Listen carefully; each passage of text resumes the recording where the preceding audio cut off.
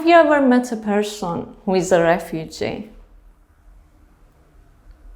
Have you ever met a person whose parents are refugees? Have you ever met a person whose grandparents were refugees also? I'm that person. I was born and grew up in Iran in an Afghan family. I have never been to Afghanistan.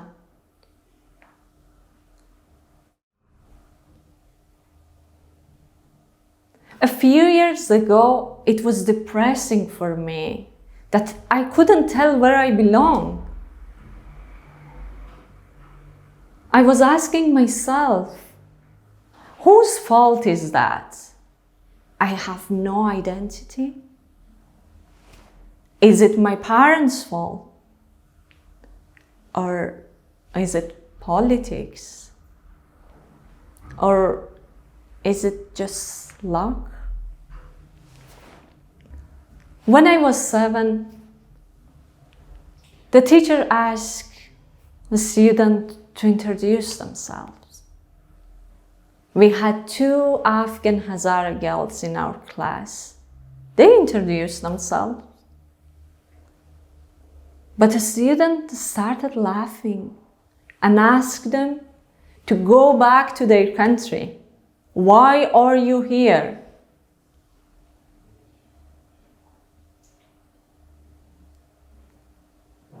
I remember it like yesterday.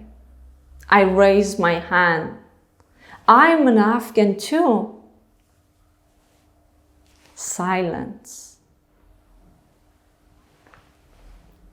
It was then I realized I'm different, but this difference is not visible.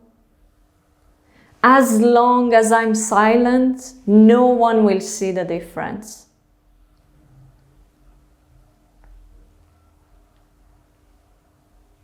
And from that day on, until I finished my school, I went through this paralyzing identity crisis.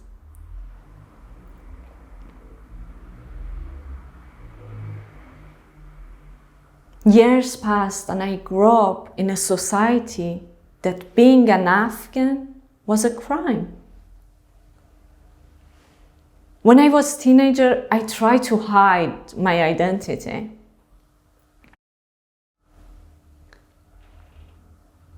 I wasn't brave as when I was 7.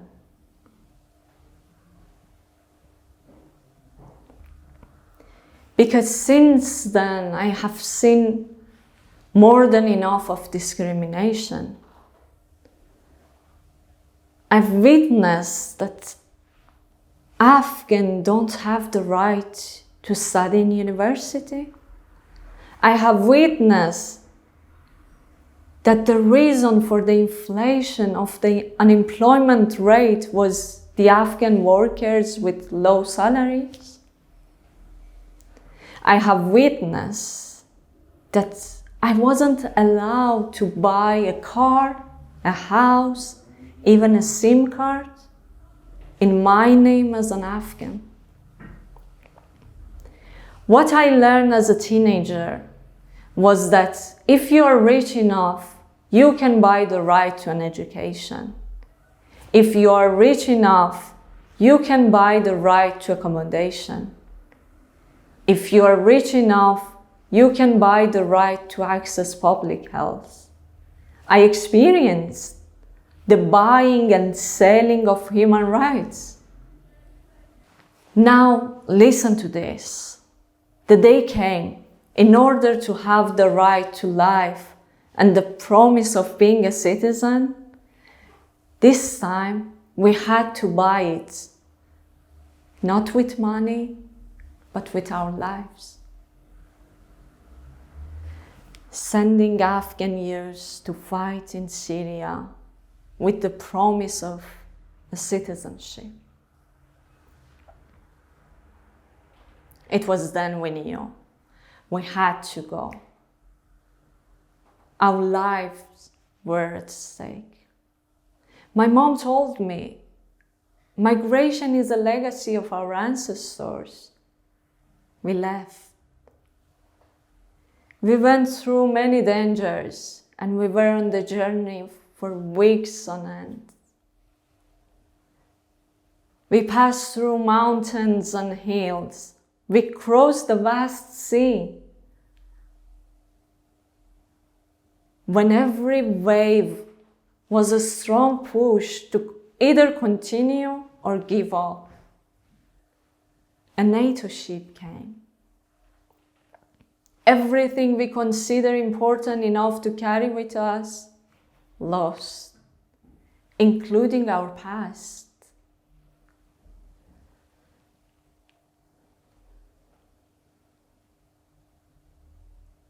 My second life started when I opened my eyes and survived that raging sea. I'm a survivor of harassful mood. I live in a camp. I will never forget the first thing my father asked me before entering the camp. Be a feminist. In this camp, you have to fight for your rights as a woman. Life in the camp has changed me.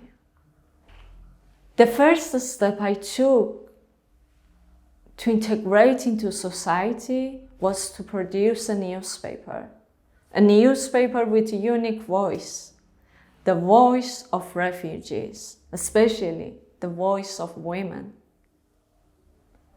As a woman, it was very hard to integrate into camp life. After the publication of our first few issues, we slowly left behind the closed space of the camp. This newfound project was a way to enter to the local community. We were invited to many different schools and universities as a result. I was able to make friends, volunteer in NGOs, worked with colleagues from Greece and different nationalities, participate in local community events.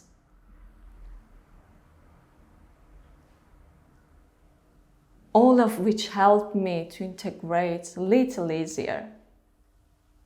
In my experience, I found my choice of wearing a hijab makes the process of integration difficult.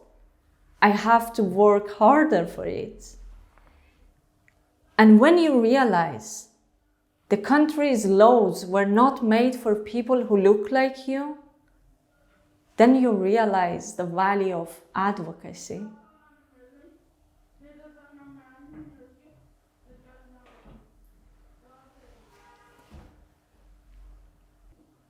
As a Muslim hijabi woman, life in Europe is full of challenges and experiences.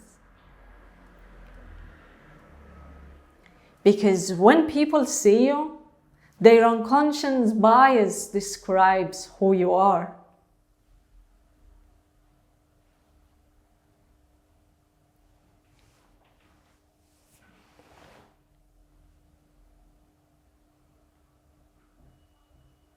Many times I found myself explaining about someone I'm not.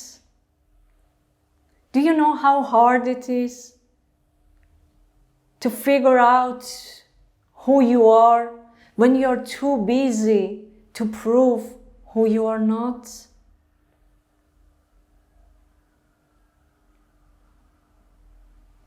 I worked so hard and advocated so much to raise awareness about it. We are all humans. We have the same rights. I found out at some point I must fight to claim my rights. Then I started sharing my story. Then I started talking because I didn't want to be boxed in by my identity. I started learning my rights. I started asking my rights. I started asking for a seat at the table. I started to focus on inclusion more than diversity.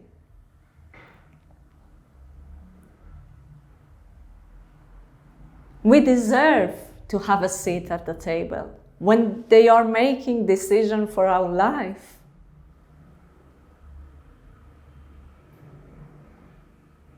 I want to be a peace builder. What do you want to be?